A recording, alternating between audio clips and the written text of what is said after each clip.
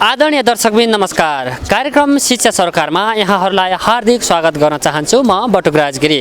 आज हामी कार्यक्रम शिक्षा सरकारमा कोरोना भाइरस पछि आम विद्यालयहरू कसरी सञ्चालन भइरहेका छन् त, आम विद्यार्थी अभिभावकहरू कतिको त्रासित छन् त, विद्यालयहरू कसरी सञ्चालनमा आइरहेका छन् त, यिनै र यस्तै विषयमा केन्द्रित रहेर आज हामी काठमाडौँमा रहेको जोन एकाडेमीमा गएर बुझ्न गइरहेका छौँ।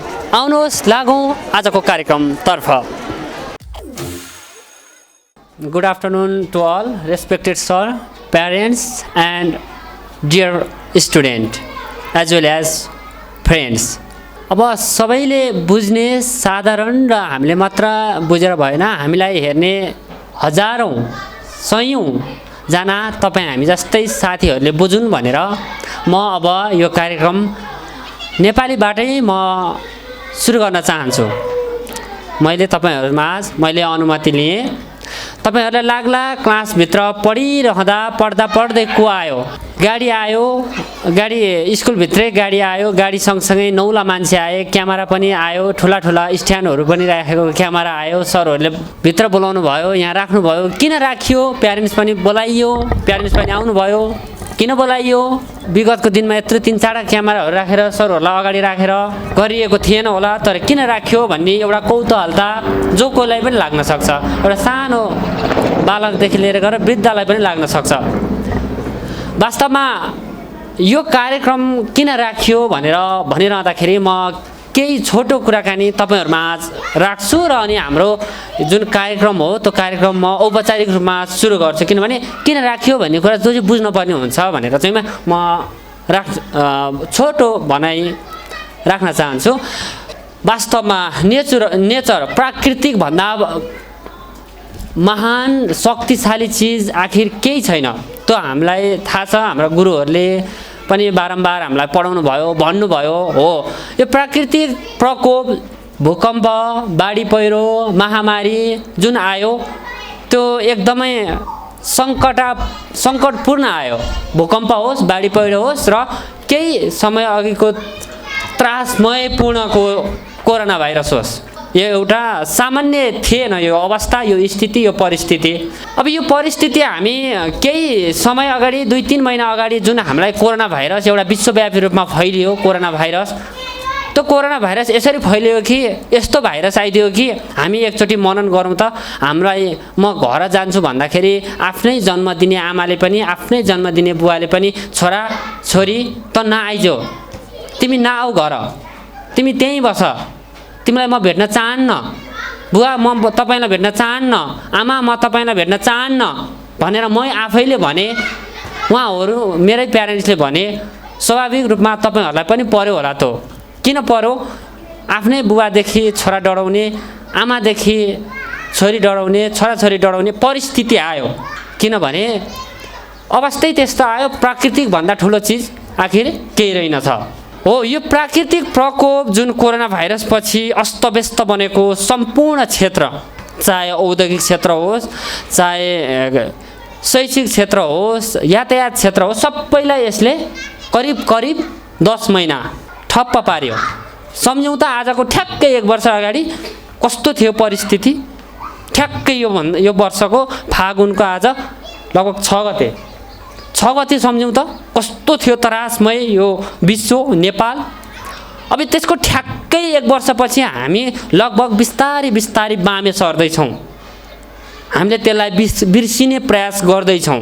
तैपनि भर्खरै हाम्रा यहाँ सरले भन्नुभयो, where is your marks, wear your marks, if you don't wear your marks I will punish you भन्नुभएको मैले पनि सुने हो। मसँग पनि यहाँ मार्क्स छ, मलाई के बोल्न असहज भएको कारणले गर्दा पनि मार्क्स मैले नलाएको हो। यो मार्क्सको कुरा गरिरहँदा त्यही भएर अब यो बिस्तारै बामे सरिरहेको अवस्थामा शैक्षिक क्षेत्रको अवस्था चाहिँ कस्तो छ त? हामीलाई भाइ बहिनीहरूलाई के थाहा कोरोना भाइरस भने के? हामीलाई के थाहा? तर यसले एउटा सानो बच्चा, 1 वर्षको बच्चालाई पनि कोरोना भाइरस भन्ने थाहा छ। अहिले सुने क्या उनीहरूले, होला उनीहरूलाई भास्टमा नजान सक्लान्, तर 80 वर्ष कटेकाले पनि, 1 वर्ष कटेकाले पनि कोरोना भाइरस चाहिँ 1 वर्षको पिरियडमा त्यति कन्सेप्टभित्र त्यति छिराइदियो। यो मेन्टालिटी यति साना भाइ बहिनीहरूमा कसरी गुज्रिरहेको छ त? त्यो अहिलेसम्म दिमागमा पढिरहँदा क्लासमा आइरहँदा त्यो त्रास अभिभावकलाई पनि छ, विद्यार्थीलाई पनि छ, कतै लाग्ने पो हो कि कसै भेट्ने पो हो कि भन्ने एउटा त्रास छ। त यद्यपि अब यसको त औषधि उपचार आइसकेको छ, त्यसमा डर मान्नु पर्ने अवस्था छैन। यो खुसीको कुरा पनि छ। र अब म विषयवस्तुमा प्रवेश गर्न चाहन्छु। हाम्रो शैक्षिक क्षेत्र, छोराछोरीको शैक्षिक स्थिति कसरी अगाडि बढिरहेको छ? तपाईँहरूले जोन एकाडेमीलाई जुन विश्वास माया दिएर आफ्नो छोराछोरी विद्यालय पठाउनु भएको छ, उहाँहरूको अवस्था चाहिँ कस्तो छ त? स्कुलमा नि कस्तो गरिरहेका छन् त? कसरी विद्यालय सञ्चालन भइरहेको छ त? यही विषयमा हामी केन्द्रित रहेर आज कुराकानी गर्छौँ। र सँगसँगै भोलिका शैक्षिक क्षेत्र, अब यहाँ 10सम्म पढिसकेपछि प्लस 2सम्म पढिसकेपछि कुन बाटोमा जाँदा ठिक होला, कुन सब्जेक्ट पढ्दा ठिक होला, भाइ बहिनीहरूको भविष्य अझै सुन्दर बनाउनको लागि कुन बाटो अपनाउँदा चाहिँ ठिक होला? अभिभावकज्यूहरूले पनि अलिकति आफ्नो भनाइ जस्तो छोराछोरीहरूलाई चाहिँ यस्तो लयमा लान मन थियो, यस्तो चाहिँ विद्यालयले गरिदिने हुन्थ्यो कि, मलाई यो पढ्न मन थियो, यो पढ्न पाइयो र यसरी चाहिँ विद्यालय चले नि हुन्थ्यो कि भन्ने विद्यार्थीहरूलाई पनि हुनसक्छ। केही अब यही कोरोना भाइरसको विषयमा यस्तो छ, यसलाई अलिकति सुधार गर्न सकिन्छ कि भन्ने भाइ बहिनीहरूलाई पनि परेको होला। त्यो पनि सोधौँ। अनि हाम्रा यहाँ गुरुहरू हुनुहुन्छ, सरहरू हुनुहुन्छ, उहाँहरूले त्यसलाई कसरी अगाडि बढाउन सकिन्छ, त्यसलाई कसरी अझै सहज रूपमा अभिभावक, विद्यार्थी र प्यारेन्ट्सहरूको कोअपरेसन कसरी अझै मजबुत हुन सकिन्छ भनेर हामी कुराकानी गर्छौँ। त्यसको लागि सर्वप्रथम हाम्रो हामीले शिक्षक, म यहाँ 3 जना हुनुहुन्छ हाम्रो, उहाँ परिचयबाटै म अब कार्यक्रम सुरु गर्छु। यस कार्यक्रमको अध्यक्षता गरिदिनका लागि यस विद्यालयका व्यवस्थापन समितिका जोन एकाडेमीका अध्यक्ष, स्थानीय समाजसेवी व्यक्तित्व आदरणीय प्रकाश पुडासैनी सरलाई अध्यक्षता ग्रहण गरिदिनु हुनको लागि अनुरोध गर्दछु। त्यसै गरी जोन एकाडेमीका फाउन्डर, प्रिन्सिपल, शिक्षा प्रेमी, अझै भनौँ शिक्षा सम्बन्धी विभिन्न सञ्चार माध्यमहरूमा कलम चलाउँदै आइरहनु भएका, मलाई पनि उहाँहरूले पढाउनु भएका मेरै गुरु पनि हुनुहुन्छ, भोजकुमार धमलालाई अतिथि ग्रहण गर्नका लागि अनुरोध गर्दछु। त्यसै गरी भाइस प्रिन्सिपल सर, यस जोन एकाडेमीका vice principal sir Sanubabu Ghimire सरलाई पनि म अतिथि गर्नको लागि अनुरोध गर्दछु। मैले अहिले भने आम अभिभावकहरूलाई एउटा क्युरियोसिटी छ। अब यो शैक्षिक क्षेत्र एउटा सबै अभिभावकहरूलाई एउटा इच्छा हुन्छ, आफू त यो अवस्थामा आइयो, न पढियो न जागिर खाइयो होइन, अब मेरा छोराछोरीहरूलाई पनि यो बाटो म हिँडिरहेको बाटोभन्दा अलिकति फरक बाटो लान सकिन्छ कि भन्ने मात्र एउटा जिन्दगीको मेन उद्देश्य भनेकै नै आम अभिभावकहरूलाई त्यही हुन्छ। धन सम्पत्ति भन्दा पनि आफ्नो छोराछोरीले राम्रो शिक्षा हासिल गरून्, इमान्दार हुन् र विदेश भन्दा पनि स्वदेशमै केही गरून्। अमेरिका, अस्ट्रेलिया, क्यानाडा भन्दा पनि स्वदेशमै के गरोस्, यहीँ सेटल होस्, यहीँ बसोस् भन्ने आम अभिभावकको चाहना हुन्छ। अब म अहिले भने जस्तै आफ्टर कोभिड यहीँ लेखेको छ, post covid education perspectives and challenges, चुनौती र कोभिड पछिको शैक्षिक क्षेत्र कस्तो छ त, कसरी सञ्चालन भइरहेको छ त हाम्रो विद्यालय। हामी भनाइराख्छौँ, छोटो मिठो राख्छौँ, किनभने टेलिभिजनमा भएको कारणले गर्दाखेरि छोटो मिठो भनाइराख्यो भने हामीलाई त्यो परिमार्जन गर्न पर्ने हुँदैन। र सुरु गरौँ, म प्रिन्सिपल सरबाटै सुरु गर्छु। र यो विद्यालय कसरी अगाडि बढेको छ र चुनौतीहरू के छन् आफ्टर कोभिड, त्यसको लागि कुराकानी गरिदिनको लागि म भोजकुमार सरलाई आफ्नो भनाइ राखिदिनु हुनको लागि म अनुरोध गर्दछु।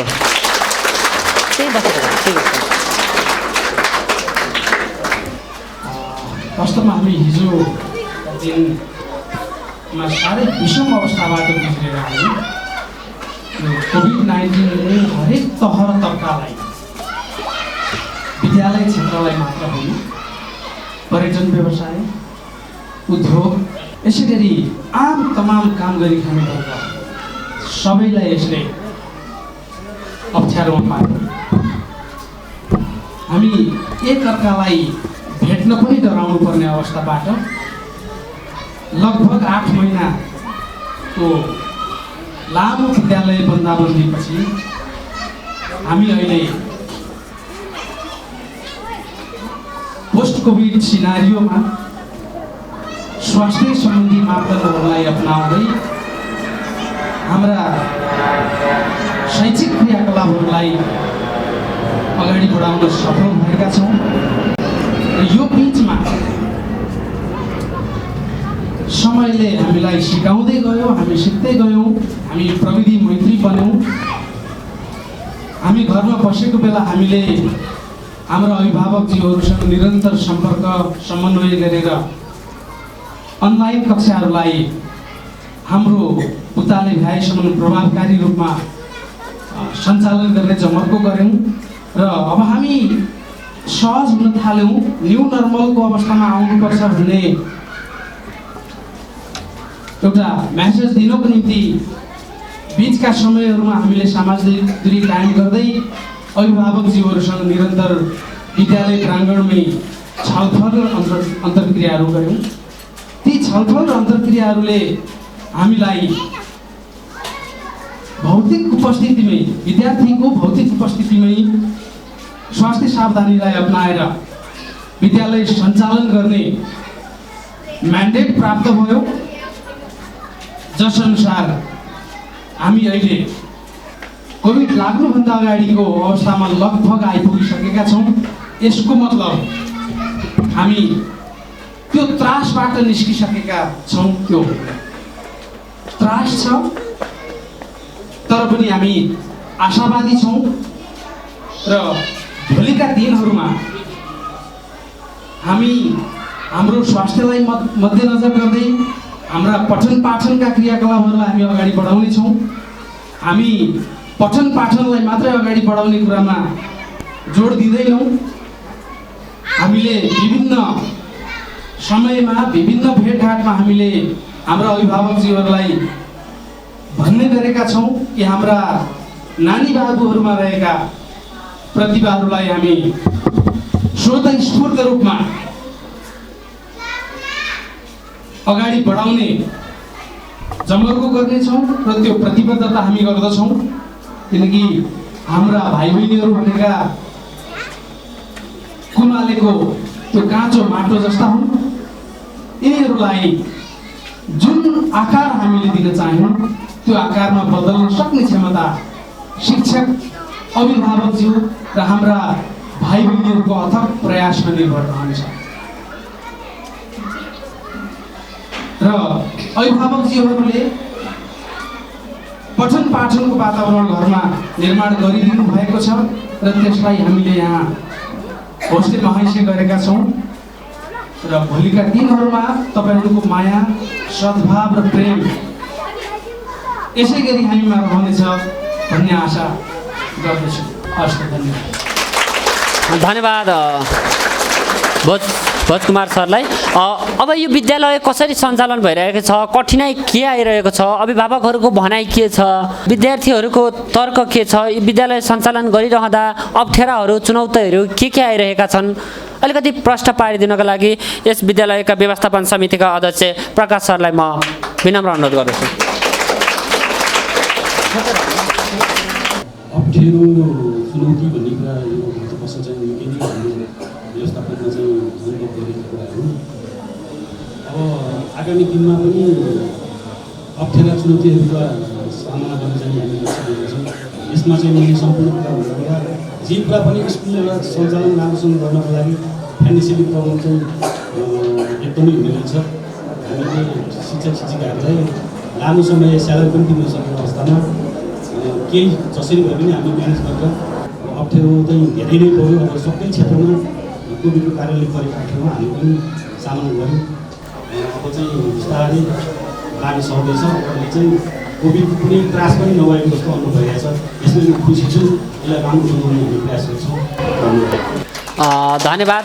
म सानो बाबु सरकोमा एकछिनपछि आउँछु। हामी फेरि अब अभिभावकतिर जाउँ न त। अभिभावकहरू पनि पहिलो गुरु भनेको अभिभावक हुन्छ, ठुलो भूमिका अभिभावक पनि रहन्छ। यसको परिस्थितिमा जुन भाइ बहिनीहरूलाई अलिकति हामी कुराकानी राखौँ। जुन कोभिडले लगभग 8 महिनासम्म बन्द रहेको विद्यालय बन्द भइरहँदाखेरि बालबालिकाहरू त्यो अवस्थामा कसरी अध्ययन गरे, त्यो अध्ययनले उहाँहरूले अध्ययन अनलाइन विभिन्न माध्यमबाट अध्ययन गरिरहँदाखेरि त्यो यसको प्रभावकारिता कतिको पाउनुभयो।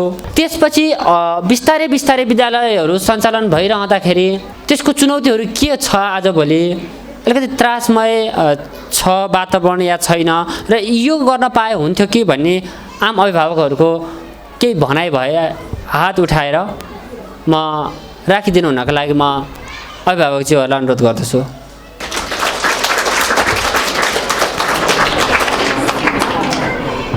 प्रिन्सिपल सर, किनकि बच्चाहरू भनेको हामी जस्तो हुँदैन, उनीहरूको सोच अर्कै हुन्छ, उनीहरूको विचार अर्कै हुन्छ र उनीहरू बच्चाहरूलाई बच्चाकै बनेर चाहिँ सोचेर चाहिँ हामीले कार्य गर्नुपर्ने जस्तो देखिन्छ।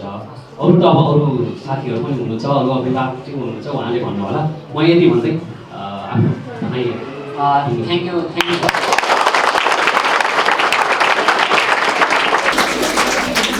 आमाले बोल्न खोज्नुभयो जस्तो छ, थोरै भनेर राखौँ। आमा के पाउनुभयो, अनुभव के लाग्यो? आफ्ना नाति नातिना छोराछोरी लकडाउनमा यत्रो महामारी आयो, सबै डराउनु पर्ने अवस्था आयो, हजुरको अनुभव चाहिँ के रह्यो?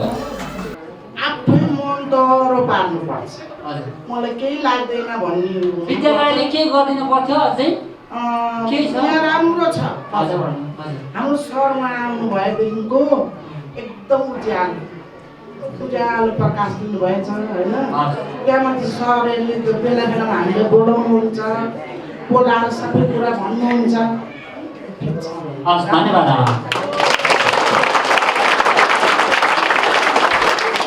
र मेरो नानीलाई मैले यहाँ 3.5 वर्षबाट हालेको यो विद्यालय भनेको मेरो एकदमै पुरानो स्कुल र लगभग यहाँ 500 जना प्यारेन्ट्सहरू हुन्छ अनि हामी 150 जना होला यहाँ प्यारेन्ट्स। तपाईँले जुन कोरोना महामारी थियो त्यो अवस्थामा बालबालिकाहरू कसरी, छोराछोरीले कसरी पढेर अहिलेको अवस्था कस्तो छ?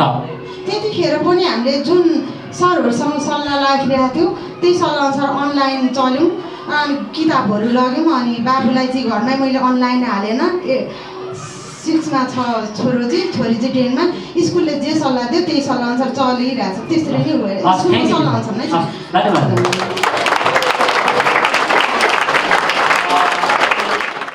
डराउनु केही पनि पर्दैन, आफ्नो पढाइमा ध्यान दिने हो। अहिले अब एसएलसी पनि हुन्छ भनेर फिक्स भइसकेको छ। कतिजनाले चाहिँ अस्तिको जस्तै हुन्छ कि एसएलसी हुँदैन, यतिकै मार्क्स पाइन्छ भनेर होइन आनन्द भएर बसिरहेको छ। त्यस्तो चाहिँ केही पनि ढुक्क भएर बस्नु पर्दैन।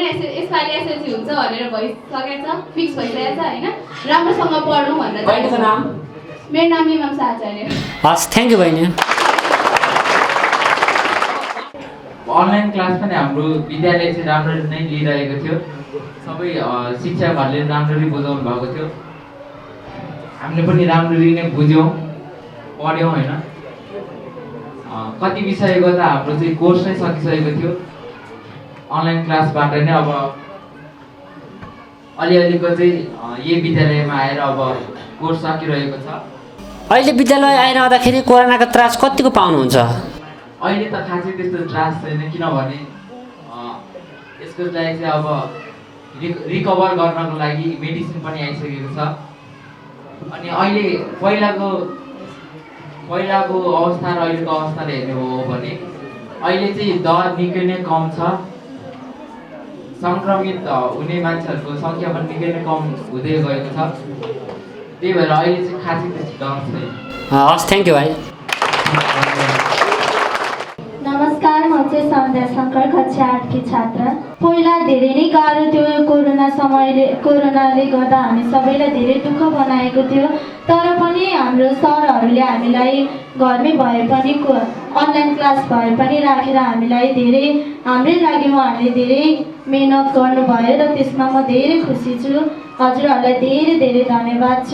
तर पनि हामीलाई यस्तो दुःख, यस्तो समयमा पनि उहाँहरूले हामीलाई साथ दिएर हाम्रै लागि भनेर आफ्नै छोराछोरी सम्झेर कोरोनाबाट कसरी बच्ने भनेर सबै ऊहरू गरेर हामीलाई यस्तो मेहनत गरेर गराउनु भयो। र जब हामी यो स्कुल आउन थाल्यौँ तब पनि उहाँहरूले हामीलाई प्रिकसन फलो गर्ने भनेर सबै सिकाएर सेनिटाइजर राखाइदिएर ढोकामा सबै गराउनु भयो। तिमी जस्तै जुन 8 कक्षामा पढ्छौ, तिमी जस्तै 8 कक्षामा पढ्ने त दूर दराजको पहाडको तराईको हिमालको भाइ बहिनीले हेरिरहन्छन् तिमीलाई। त हेरिरहँदाखेरि के भन्न चाहन्छौ? अझै तिनीहरूको ठाउँमा चाहिँ कोरोनाको त्रास छ, विद्यालय खोल्न सकेको छैन, अब केही छ तिम्रो सेयरिङ ती साथीहरूलाई? होइन, म के भन्न चाहन्छु भने घरमै बसेर भए पनि हामी पढ्न सक्छौँ होइन। हाम्रो गुरुआमा गुरुबुवाहरू हुनुहुन्छ, हामी उहाँबाट सहयोग लिन सक्छौँ। दुःख सुख त हरेकको जिन्दगीमा आइहाल्छ नि, तर पनि हामीले त्यो दुःखसँग सामना गर्न सक्नु पर्यो, हामी कम्प्याक्ट हुनु पर्यो होइन त? के हो आफै भन्नु पर्यो।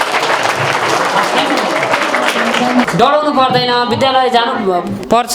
यसै पनि आइसक्यो भनिरहँदाखेरि लामो समयसम्म अध्यापन पेसामा आबद्ध हुनुभएका सानाबाबु सरलाई आम विद्यार्थी यहाँ लगायत सम्पूर्ण देशभरि हेरिरहने यो कार्यक्रम हेरिरहने विद्यार्थीहरूलाई अबको दिनमा चाहिँ कसरी प्रिपेरेसन हुनुपर्छ र कोभिडलाई चाहिँ कसरी यो मनोत्रासबाट हटाउन सकिन्छ भनेर संक्षिप्त भनाइराखिदिनको लागि म सानुबाबु सरलाई अनुरोध गर्दछु।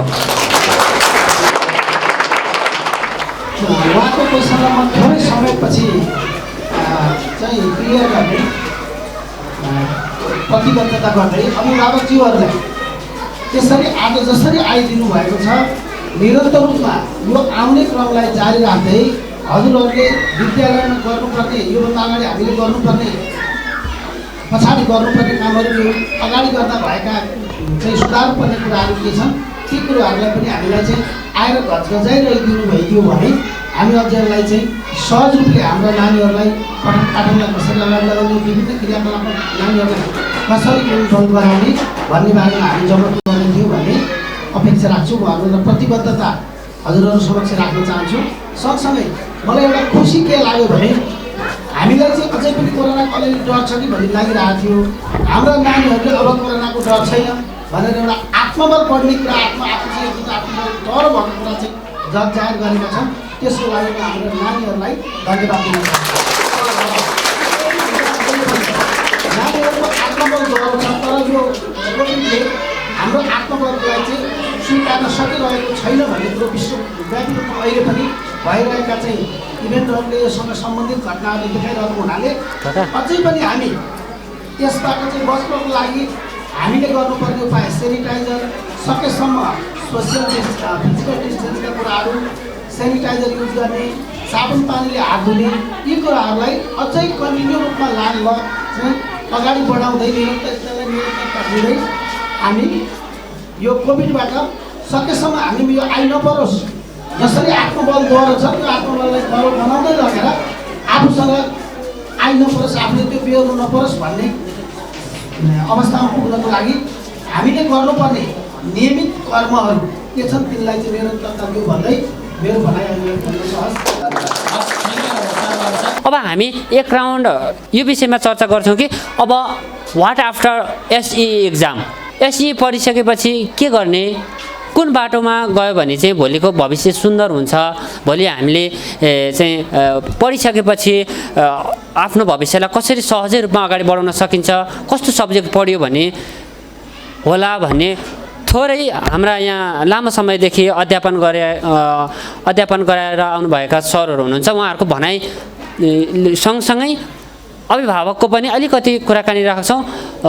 अभिभावकज्यूहरूले चाहिँ आफ्नो छोराछोरीले यो पढ्दै हुन्थ्यो यसरी चाहिँ शैक्षिक क्षेत्रलाई अलिकति अलिक फरक किसिमले अगाडि बढाउन सकिन्छ कि भन्ने अलिकति अभिभावकहरूले एक दुईजना अभिभावकज्यूहरूले बोलिदिनु भयो भने चाहिँ राम्रो हुने थियो कि? म अभिभावकहरूलाई अनलाइन नै नपढाए पनि आफैले पढाउन सकिँदो रहेछ बच्चाहरूलाई। मेरो पनि अनलाइन नपढाएको हो, पढ्दैछन्, राम्रै छ। कोरोना त्यस्तो डर मान्नु पर्दैन, बच्चाहरूलाई ढुक्क भएर पठाउनुहोस्। स्कुलमा पनि सरहरूले राम्रै गरेर पठाइराख्नु भएको छ, गेटमा ज्वरो सोरो नाप्ने सेनिटाइजरहरू हातमा लगाउने स्कुलमा पनि व्यवस्थापन राम्रै छ, त्यस्तो गाह्रो छैन। अहिले अलिक कम भइसक्यो। आफ्नो बच्चाहरूलाई नियमित स्कुल पठाउनुहोस्, बच्चाहरूलाई मेन चाहिँ सरसफाइ राम्रो गरेर पठाउनुहोस् र यस्तो स्टेजमा बोल्दाखेरि अलिक खुलेर बोल्नुपर्छ भन्ने पनि सिकाउनुहोस्। यत्रो बच्चाहरू आउनुभयो। मैले यो माइक पक्रिन नमानेको धेरै बच्चाहरू देखेँ, किनकि बच्चाहरू नै बोल्न खोज्दैनन् भने हामी प्यारेन्ट्स कसरी बोल्न सक्छौँ? उनीहरू बोल्ने स्कुल पठाउने भनेकै बोल्न सिक्छन् कि जान्दछन् कि हामीभन्दा केही बुझ्ने हुन्छन् कि भोलि ठुलै स्टेजमा बोल्न सक्ने हुन्छन् कि भन्ने हाम्रो सोच छ। तर धेरै विद्यार्थी भाइ बहिनीहरू बोल्न खोज्नु भएन। बोल्नुपर्छ, हामी त बोलिरहेछौँ, तपाईँहरू झन् अब भावी कर्णधारहरू। धन्यवाद। बच्चाहरूको ट्यालेन्ट अनुसार तपाईँले स्कुलमा त्यो वातावरण गरिदिनु भयो भने भोलि गएर त्यसैलाई बच्चाहरूले फलो गर्नुहुन्छ होइन, र त्यसैलाई नै अगाडि बढाउनुहुन्छ भन्ने मैले आशा राखेको छु। र स्कुलमा पनि त्यही खालको वातावरण अहिले पहिलाको हिसाबमा भन्नुपर्दा अहिले चाहिँ राम्रो छ। जन एकाडेमी धेरै नै राम्रो भइरहेछ र त्यसैलाई नै निरन्तरता दिनुहुन्छ भन्ने आशा राखेको छु। हुन्छ, धन्यवाद। कोभिड-19को बारेमा भन्न खोज्दाखेरिमा हाम्रो स्कुलहरू खुबै डराइरहेको थियो पहिला, अहिले चाहिँ सबै ठिक भइसकेको छ। एससीको तयारीको लागि हामीले पहिला अनलाइन क्लास पनि पढेका थियौँ। अहिले क्लास स्कुल सुरु भइसकेपछि सबै पढाइ राम्रै भइरहेको छ। तपाईँ जस्तै भाइ बहिनीहरू हुनुहुन्छ दूर दराजमा पढ्ने, तपाईँ जस्तै 10 क्लासमा पढ्दै गरेका भाइ बहिनीहरूलाई तपाईँ यहाँ बसेर बोलिरहँदाखेरि उहाँहरू टेलिभिजनबाट हेरिरहँदा, उहाँहरूको अभिभावक टेलिभिजनमा हेरिरहँदा तपाईँको अनुभव के रह्यो? अब एससीमा यो मनोत्रास हुनसक्छ कतिलाई, त हो म एससी दिन जाँदाखेरि अझै कोरोना भाइरस लाग्ने पो हो कि भन्ने, तपाईँ जस्तै साथीहरूलाई केही छ भन्नु? अनलाइनबाट पढेर राम्रै भयो,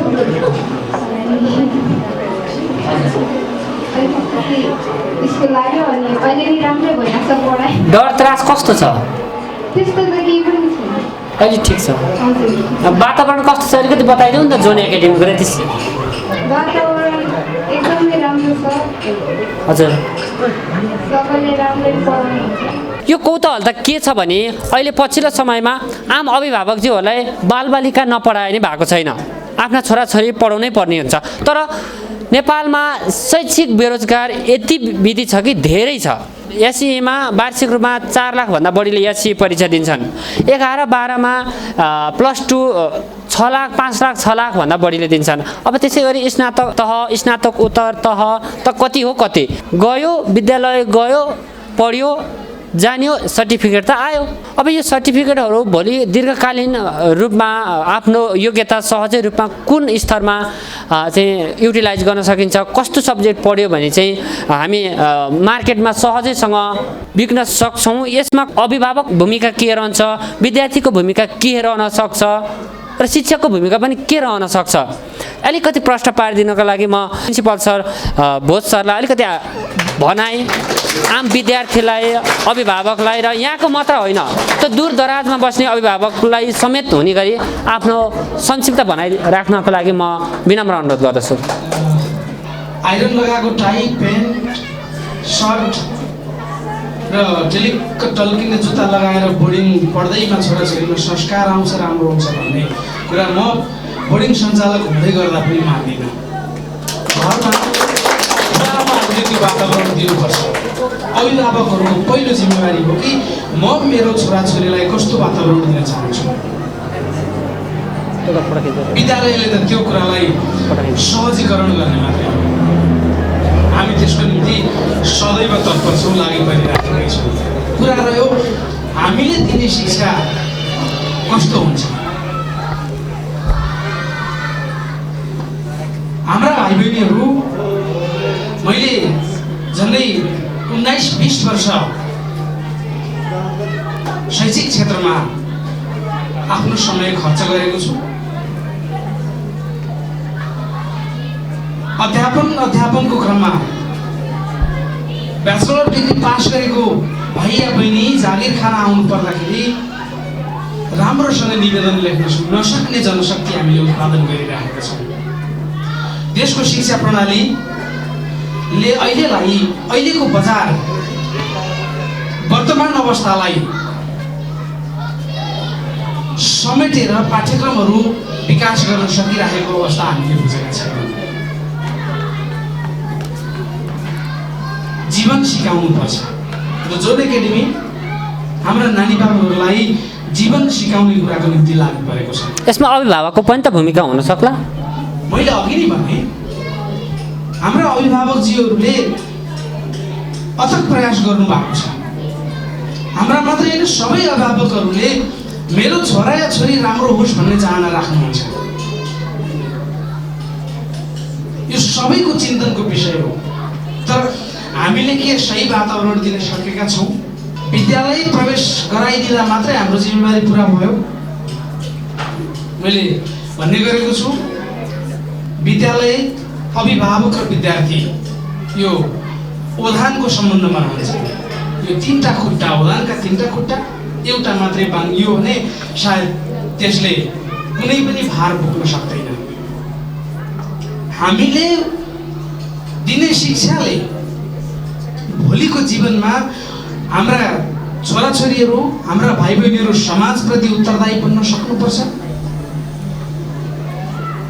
मानवीयताको भावनाले ओतप्रोत भएका, सहयोगी हृदय मन भएका भाइ बहिनीहरू बन्न सक्नुपर्छ र प्रतिस्पर्धी विश्व बजारसँग आफूलाई एक नम्बरमा उभ्याउन सक्नुपर्छ।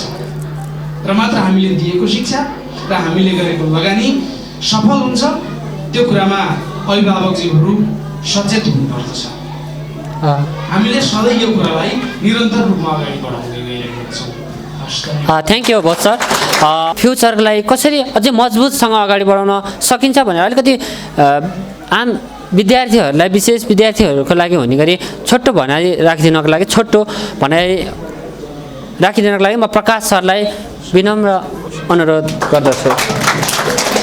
क्लास 10 मा पढेका भाइ बहिनीहरू यो माइक्रोफोनसँग मात्र बोल्नु यति लज्जाइ गरेका छन्, यति अड मानिरहेका छन् उनीहरूले। यो कुरोलाई वास्तविक किन भन्दा यत्र भाइ बहिनीहरू मैले अगाडि देखिरहेको छु, जेलदार भाइ बहिनीहरू हेर्दाखेरि पोलाइट देखिन्छन्। गर्व लाग्छ मलाई मेरो यो स्कुलभित्रको भाइ बहिनीहरू भन्दा। तर म अलिक दुःखी भएँ। 2-3टा कुरालाई मैले अहिले यहाँ बस्दा बस्दै मैले अनुभव गरेको कुरा हो। पहिलो कुरो, कस्तो खालको सामाजिक संस्कारमा यी भाइ बहिनीहरू अहिले व्यवस्थित भएर बसिरहेछन् र छैन। घर परिवारले उनीहरूलाई कस्तो खालको इन्भाइरोमेन्ट दिइरहेछ।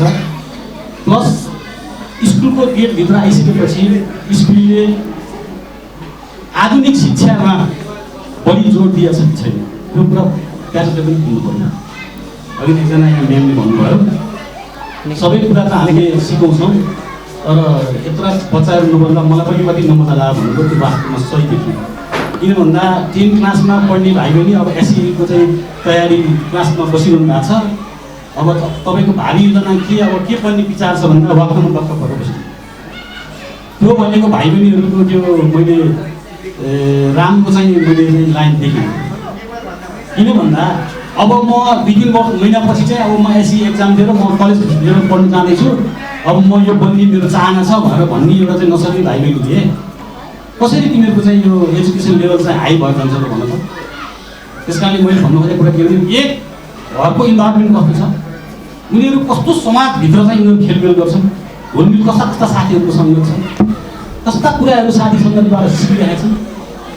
यदि राम्रो कुरा सिकिएको यदि हो भने, हुने हो भने अहिलेको यहाँ जुन यो देखियो भिडियो त्यो चाहिँ मैले चाहिँ त्यसलाई बिल्कुल भनिदियो प्यारे।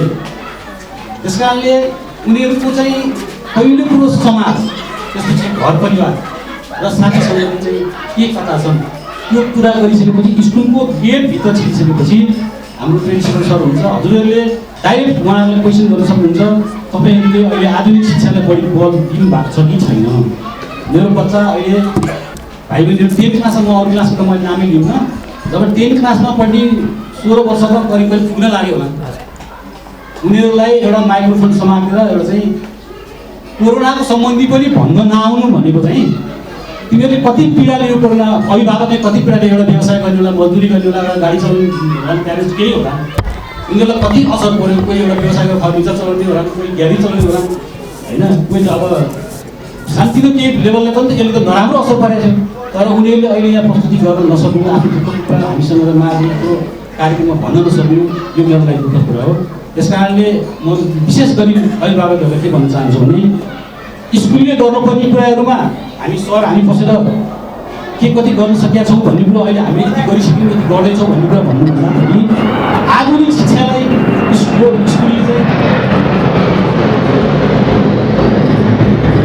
चाहिँ तपाईँको चाहिँ प्राइभेट विद्यार्थी राखेको छ यो कुरा चाहिँ तपाईँले भन्नु भन्ने कुरा म विशेष अनुरोध गर्न चाहन्छु।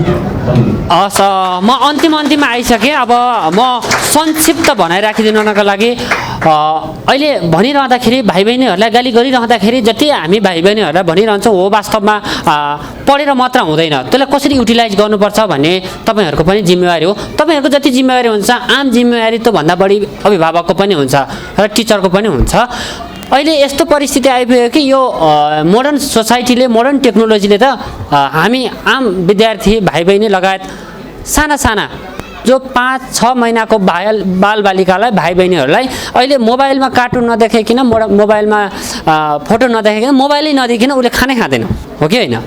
अभिभावकलाई पनि थाहा छ, अभिभावक यता मोबाइल चलाइरहन्छन्, बालबालिका यता मोबाइल चलाइरहेको हुन्छन् होइन।